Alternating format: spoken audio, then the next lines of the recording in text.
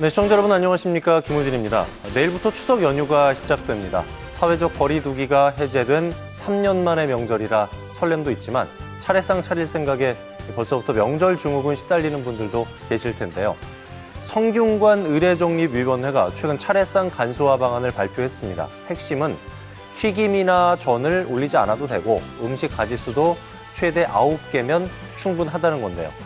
이른바 가장 큰 명절 노동이었던 전 부치기 꼭 하지 않아도 된다는 뜻입니다. 차례상 간소화는 이미 집집마다 바뀌고 있는 문화죠. 올 추석부터는 상차림은 적게, 스트레스도 적게, 가족들과 오랜만에 얼굴을 보면서 덕담 나누는 풍성한 시간이 됐으면 좋겠습니다. 강원도의 오늘과 소통하는 시사 큐레이터 생방송 더 인사이드 시작하겠습니다.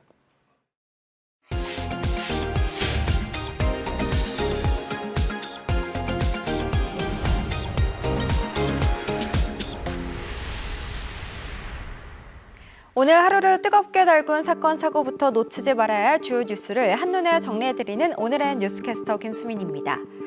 국민의힘 새 비상대책위원장으로 정진석 의원이 추대됐습니다. 지난달 26일 법원이 주호영 전 비대위원장 직무정지를 결정한 지 13일 만에 새로운 비대위 체제로 전환이 됐는데요.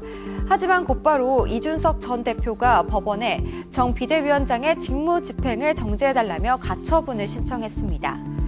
한편 권성동 원내대표는 오늘 기자회견을 통해 사퇴 의사를 밝히며 이준석 전 대표가 당의 혼란을 가중시키고 있다고 비판했는데요. 사퇴가 늦은 이유에 대해 당헌 당규 개정과 새로운 비대위 전환을 위해 원내대표로서 해야 할 일이 있었기 때문에 사퇴가 늦었다고 밝혔습니다. 국민의힘은 오는 19일 의원총회를 열어 새 원내대표를 선출할 예정인데요. 과연 국민의힘이 당의 내홍을 봉합하고 원팀을 이룰 수 있을지 귀추가 주목됩니다. 코로나19 재유행이 감소세로 돌아서고 있는 가운데 잠잠했던 계절 독감 환자가 늘어나고 있습니다. 방역당국은 계절 독감이 주로 발생하는 가을, 겨울에 독감과 코로나19의 동시 유행 가능성을 내다보며 주의가 필요하다고 전했는데요. 재작년 코로나19 발생 이후 사회적 거리 두기로 대면 활동이 줄어 독감 유행이 없었지만 이로 인해 현재 국민들의 독감 면역 수준이 낮아져 있다는 판단에 섭니다. 따라서 정부는 이달 21일부터 만 13세 이하 어린이를 대상으로 백신 무료 접종을 시작하기로 했는데요. 다음 달 5일부터는 임산부, 12일부터는 고령자도 나이에 따라 순차적으로 접종이 가능합니다. 3년 만에 사회적 거리 두기가 해제된 추석 연휴를 맞아 도내 고속도로가 크게 혼잡할 것으로 예상됩니다. 특히 추석 당일 강원권 고속도로에는 49만 7천여 대의 차량이 몰려 극심한 지정체를 기록할 전망인데요. 한국교통연구원 조사에 따르면 귀성길은 추석 전날인 내일 오전 10시부터 11시, 귀경길은 추석 이후인 11일과 12일, 오후 2시에서 3시에 이동이 가장 많을 것으로 예상됩니다. 교통정체로 평소보다 사고 발생 위험이 높아지는 만큼 올 추석 교통안전에 각별히 유의하셔야겠습니다. 지금까지 오늘의 뉴스캐스터 김수민이었습니다.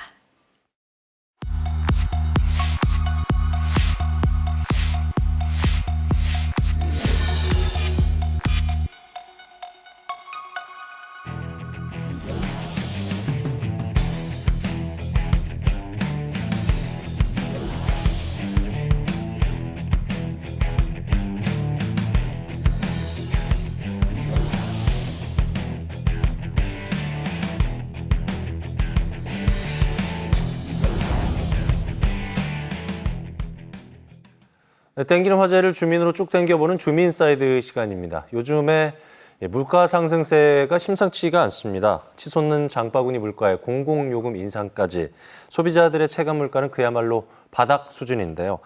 이런 가운데 강원도 소비자 물가 상승률이 전국에서 가장 높은 것으로 나타났습니다. 오늘 주민사이드에서는 강원대학교 경영회계학부 양호석 교수와 함께 물가 상승 요인 분석과 함께 대책은 없는지 자세히 얘기 나눠보도록 하겠습니다. 안녕하십니까 교수님. 안녕하십니까. 예. 요즘에 물가가 너무 올랐다 이런 얘기를 여기저기서 들을 수가 있는데요. 식료품이라든가 공공요금, 대출금리 인상까지 그야말로 월급 빼고는 다 오르고 있다 이런 탄성이 여기저기서 나오고 있는데 요즘 이렇게 가파르게 물가가 오르는 이유는 어디 있을까요? 가장 중요한 이유는 코로나입니다. 코로나 이후로 저희 그 소비 패턴이 많이 바뀌었는데 예. 상품에 대한 수요가 굉장히 급증하고 있습니다. 예. 상품에 대한 수요는 급증하고 있는데 공급망은 어려워진 상태고 또 이 공급망을 더 어렵게 하는 어떤 정치적 요인으로 미중 관계가 더 악화되고 있고 예. 또 원자재 가격 상승, 국제 유가 상승 이런 것들이 복합적으로 작용을 하고 있고요.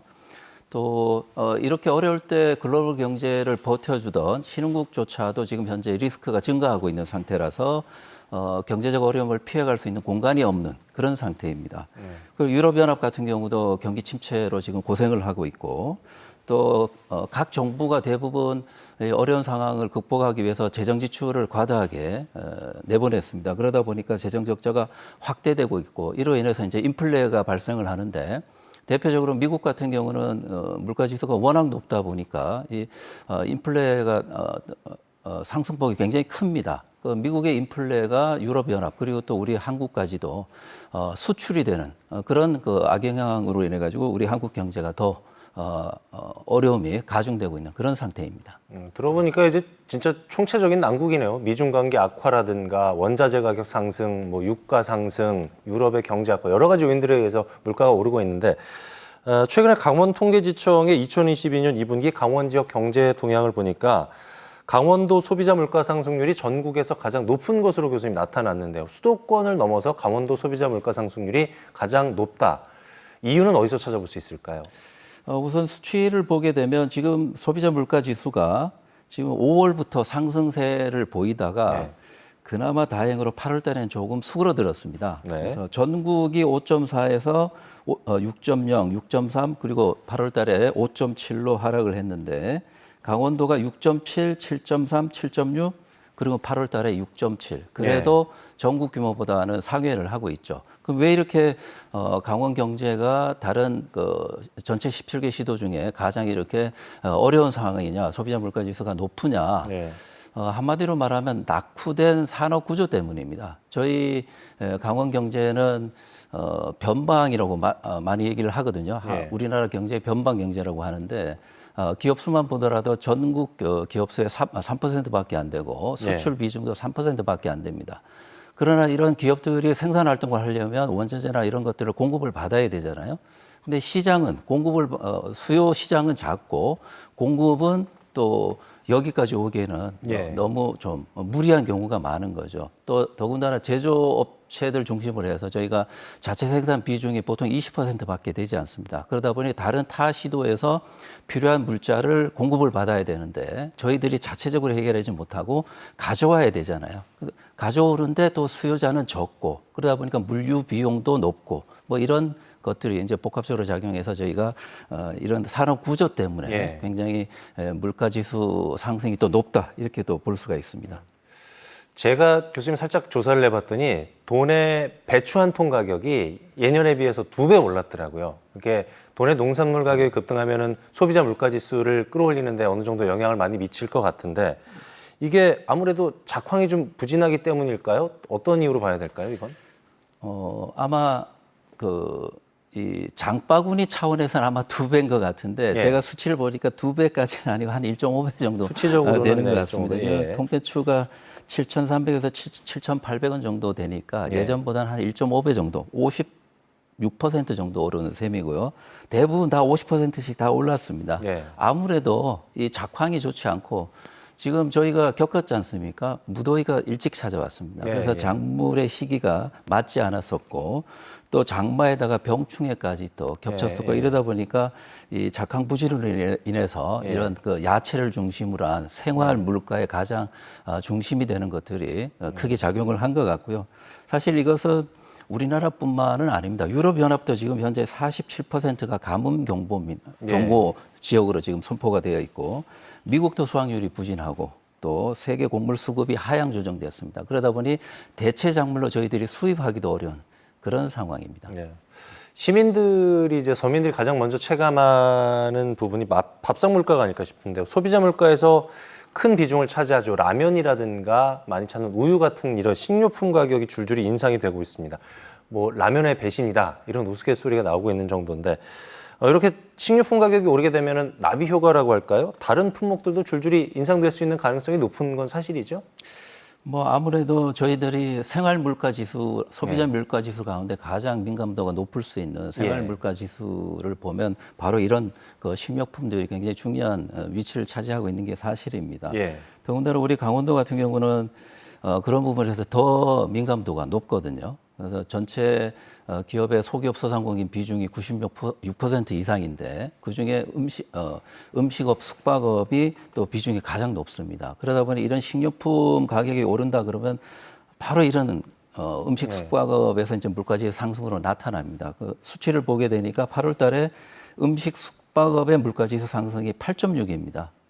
네, 아까 6%대를 말씀드렸는데 이 부문별로는 8%가 넘습니다. 그리고 식료품 비주류 음료 파트가 이제 8.4%고 굉장히 큰 비중을 차지하는 것이죠. 여기다가 지금 주택, 수도, 뭐 전기, 연료 이런 것까지 10%가 넘습니다. 그러다 보니까 식료품을 가져와서 장사를 해야 되는 음식 숙박업에 기본 이런 수도, 전기료, 연료까지도 또 가중이 되고 하다 보니까 더 어려운 그런 상황이 되겠죠. 그래서 또 이것하고 관련해서 우리 강원도 같은 경우는 또 관광산업하고 연계가 되는데 이 관광산업 부분에 이제 타격을 입을 수밖에 없죠. 그러니까 관광에 들어가는 기본료가 이제 올라갈 수밖에 없다. 그렇게 되면 강원도를 찾아주는 우리 관광객들의 또 주머니가 가벼워지는 상황이다 보니까 관광객 수도 줄어들지 않을까 하는 그런 염려가 듭니다. 잠깐 언급을 해주셨습니다마는 도시가스라든가 전기 거기에 뭐 건강보험료까지 공공요금 인상도 줄줄이 지금 예정이 돼 있단 말이죠. IMF 외환위기 때보다 더 힘든 것 같다 이런 얘기들이 여기저기서 흘러나오고 있는데 가뜩이나 물가도 높은데 왜 하필 이 시점에 공공요금이 인상돼야 되는지 좀 답답한 마음이 많이 들거든요, 서민들은. 지금 IMF 말씀을 해주셨는데 IMF 때 저희가 이제 97년 뭐 그때잖아요. 11월로 기억을 합니다. 저도 그 당시 유학생이었기 때문에 잘 기억을 하고 있는데 그 당시 그 소비자 물가 지수가 6.8%밖에 안 됐습니다. 근데 지금 그 수준이거든요.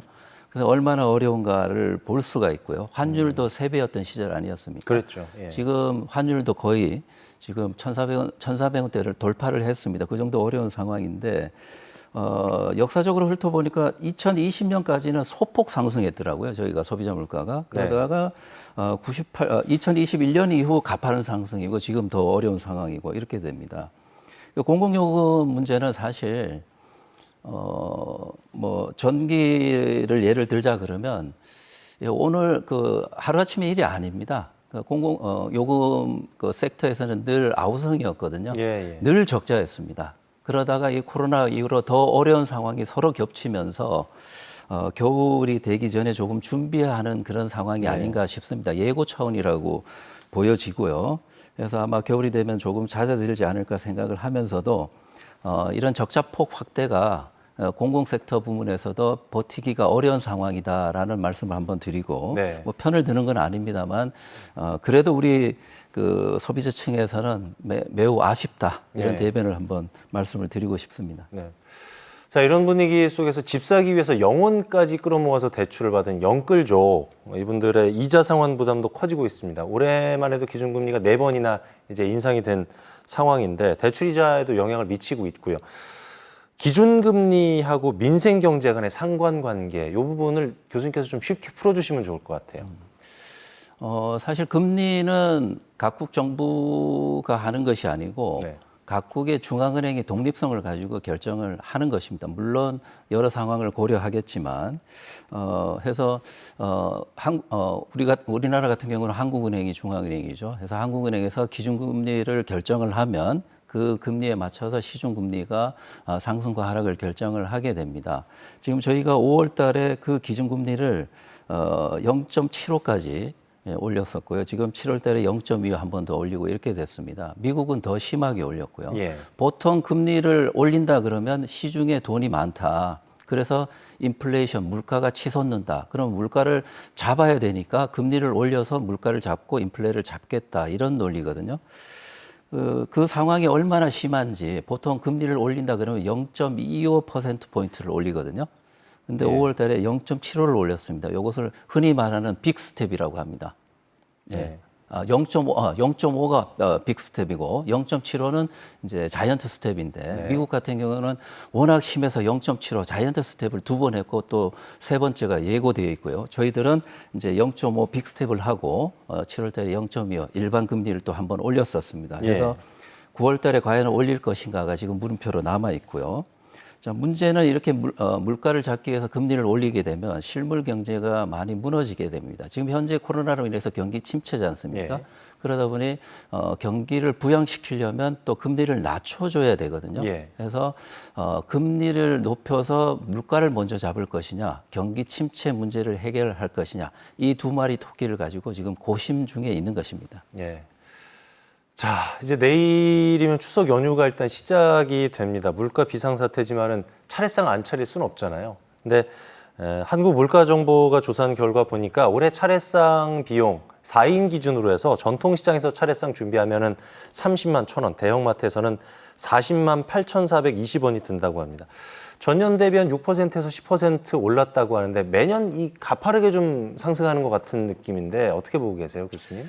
조금 전에 말씀드린 것처럼 그 역사적으로 예전에는 이렇게 가파르지가 않았습니다. 물가는 아무래도 오르는 것이 추세인데 그만큼 저희가 뭐 소득 수준도 높아지고 하다 보니까 자연스러운 것인데 지난 2020년 그 코로나 사태 이후부터는 저희가 굉장히 여러 가지 상황이 어려운 상황이다 보니까 구조적인 문제로 인해서 물가 상승이 가파르게 진행이 된 것이고요. 거기에 겹쳐서 이런 추석과 같은 명절이 되면 이 계절성을 타게 되지 않습니까? 수요가 또 급증하는 특정한 물품들이 있거든요.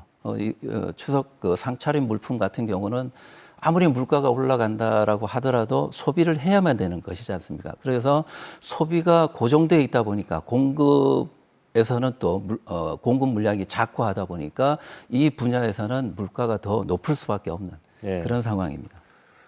정부 차원에서도 뭐 물가 안정이라든가 민생 경제라든가 언급을 하고 있습니다만은 이렇게 서민들이 체감할 수 있는 특단의 대책은 나오지 않는 것 같거든요. 고물가 시대이긴 한데 이 사태를 뛰어넘을 수 있는 정부와 자치단체 어떤 특단의 대책 있을 수 있을까요? 어떻게 보세요? 아마 제 개인적인 소견일 수밖에 없을 텐데요. 아마 정부도 방금 말씀드린 것처럼 경기를 살릴 것이냐, 물가를 잡을 것이냐 굉장히 고민이 많이 될 겁니다. 이 두 항목은 두 마리 토끼 같아서 한 번에 잡기가 굉장히 어렵습니다. 어느 한쪽을 치중을 둘 수밖에 없는데 그래서 저희가 예전에는 케인지안 모델이라고 하는 경제 정책을 썼었고요. 요거는 재정 정책, 그러니까 세금을 어떻게 할 것이냐를 가지고 이런 그 시중 정책을 펼치는 것이고요.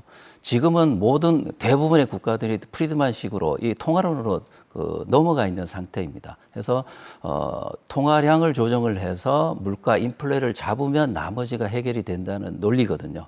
그런데 이 논리가 지금 구조적인 문제에 봉착을 하다 보니까 잘 작동되지 않는 부분이 있습니다. 그래서 지금은 재정정책하고 이 통화정책을 잘 맞물려서 지금 해결해야 된다는 것이 대부분의 지론입니다.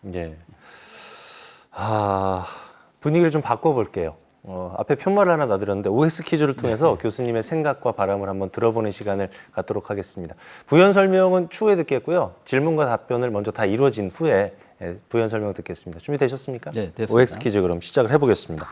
첫 번째 질문입니다. 물가 상승 올해 연말까지는 지속될 것이다. 아니다 라고 말씀을 해주셨고요. 두 번째 질문입니다. 정부 물가를 잡기 위한 초기 대응 실패했다. 들어주실까요? 네. 뭐를 들어주셨고요. 물가 상승세 속 쌀값만 폭락, 물가 안정을 위해 불가피한 결과다. 아니라고 말씀해 주셨고요. 네 번째 질문입니다. 기름값 상승세 본격적인 겨울 난방 전에 멈출 것이다. 네, 다행스러운데 오를 들어주셨고요. 금리 인상에서 소비 위축, 물가 안정 공식 조만간 통할 것이다. 들어주실까요? 요거는 이렇게 들어야 될 것 같습니다. 오로 들어주실까요? X와 O 세모입니다. 세모로 예, 그렇군요. 기름값 상승세가 본격적인 겨울 난방전에 멈추면 참 좋을 것 같은데 가능성이 좀 높다고 보시는 것 같아요, 교수님. 왜냐하면 지금 국제 유가를 기준으로 보게 되면 어차피 가격은 수요 공급이 결정을 합니다. 시장 논리는 벗어날 수가 없는데 지금 아무리 코로나 사태라고 하지만은 수요가 견조한 편입니다. 그리고 공급을 늘리겠다, 뭐 줄이겠다 지금 다툼이 있지만 공급은 여전히 가능하거든요. 공급에는 문제가 없고 예. 또 최근에는 국제 유가가 잠시 고개를 숙였다가 다시 뭐 올라가고는 있습니다만은 얼마 전까지만 하더라도 배럴당 $100였거든요. 이것이 그래도 90선으로 물러났기 때문에 90에서 100 사이를 왔다 갔다 하고 있기 때문에 그래도 앞으로 봤을 때는 기름값 상승세가 해결되지 않을까 이렇게 예. 전망을 합니다. 그렇군요. 자, 이제 마지막 질문 드려야 될 것 같은데요. 물가 걱정을 좀 안 하고 살았으면 좋을 것 같은데 올 하반기 물가 전망 어떻게 내다보시는지 정리 말씀으로 듣도록 하겠습니다, 교수님. 일단 한마디로 말씀드리면 11월 이후에 낮아질 것이다. 11월 이후에. 네, 낮아질 것이다. 그리고 수치상으로 말씀드리면 5%대로 낮아질 것이다라고 전망을 합니다. 예. 왜냐하면 지금 현재 이 금리라든가 이런 조절이 매파와 비둘기파의 어떤 갈등 관계에 있는데 예. 대부분의 국가가 미국을 뺀 대부분의 예. 국가가 비둘기파의 성향을 보이고 있습니다. 금리를 좀 하락시키면서 예. 기존에는 물가를 잡기 위한 정책에서 경기를 부양시키기 위한 정책으로 살짝 돌아설 것이다. 더 이상 예. 버티기가 어려운 상황이거든요. 아마 이 노력이 10월부터 시작될 것으로 전망을 합니다. 그래서 이런 상황에서는 아마 11월쯤 되면 그 효과가 나타나서 현재 6% 물가가 5%대로 하락하지 않을까 그렇게 전망을 합니다. 정확하게 수치까지 말씀해 주셨는데 적중을 했으면 하는 바람을 가져봅니다. 강원도가 추석 앞두고 물가 안정을 위해서 예산을 집중 투입한다고 하는데요. 서민들이 좀 체감할 수 있는 민생경제 대책으로 물가 걱정 좀 안 하고 살 수 있는 그런 날이 왔으면 좋겠습니다. 강원대학교 경영회계학부 양호석 교수와 함께 얘기 나눠봤습니다. 교수님, 오늘 말씀 고맙습니다. 네, 감사합니다.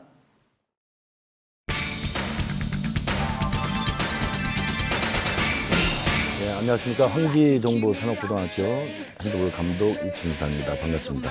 오비다 혼자 와서 득점 우승팀 황제정보산업고등학교 좋은 기회 마무리. 네, 경기가 종료됐습니다. 우승을 차지하는 황제정산입니다.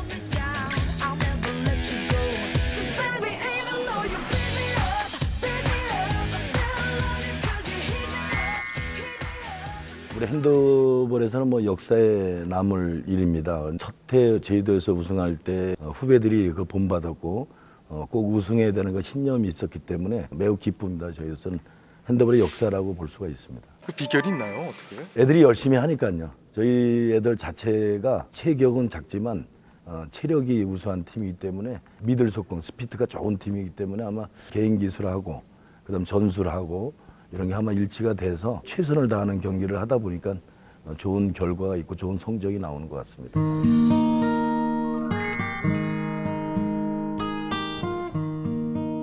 제일 근무를 하면서 애정을 많이 쏟았던 핸드볼로 황지정보산업고등학교에 다시 부임을 하게 2014년 다시 부임해서 그때는 말 그대로 운동장에서 연습을 했던 그런 시절이었기 때문에 체격은 좋은데 좀 체력이 약했죠. 신체적인 면은 좋았는데 지금은 반대로 그 정반대입니다.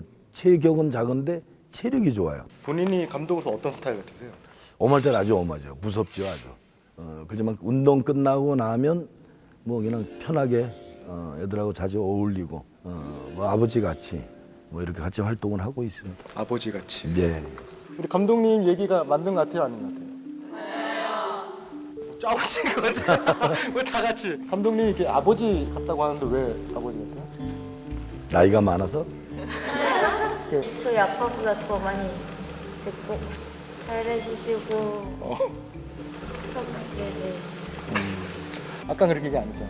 그래서 경직돼서 그럼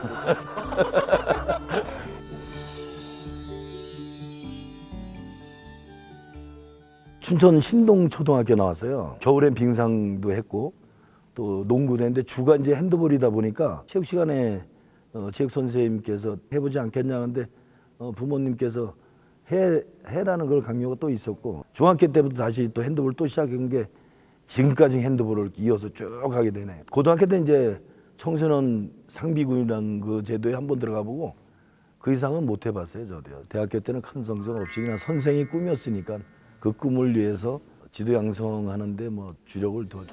I've never seen a diamond in the flesh. 가장 보람을 느꼈던 많죠. 역시 우승이죠. 우승했을 때 그 학생들이 그 벤치에 와서 끌어안고 울고 할 때 그 모습이 참 눈물 날 정도로 그 보람이랄까요? 애들한테 같이 함께 숨쉬고 경기장에서 뛰었다는 게 그게 가장 보람인 것 같아요. 그리고 또 대표팀이라든지 또 올림픽이라든지 아시안게임 때 우리 출신들이 주전 멤버로 뛰고 있는 그 모습 이럴 때 보면은 가장 많은 보람을 느끼고 또 참 잘했구나, 열심히 했구나라고 뒤돌아볼 수 있는 기회인 것 같습니다. 핸드볼을 얼마나 생각하시는지가 보이시더라고요. 집을 그렇게 했으면 더 좋았을 텐데 집을 그렇게 못하고 애들한테 열정을 다 바치니까요. 우리 아내한테도 미안하죠. 또 시합이 또 주말에 주로 있다 보니까 집을 자주 못 가게 돼요. 그러다 보니까 이제 애들하고도 생활할 수 있는 기회도 많고 아까 얘기했던 제 아버지보다 더 많이 봤다고 하는데 그럴 수밖에 없어요. 저도 우리 집사람보다 더 많이 받았으니까 뭐.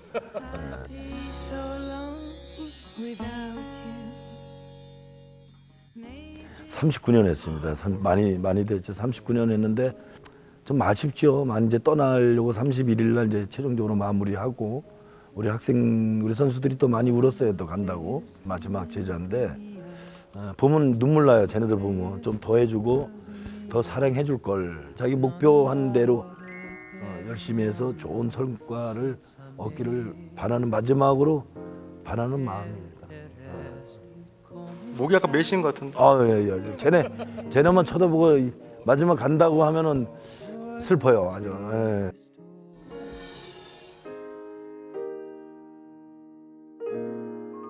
이춘삼에게 핸드볼이란 나의 영원한 친구다.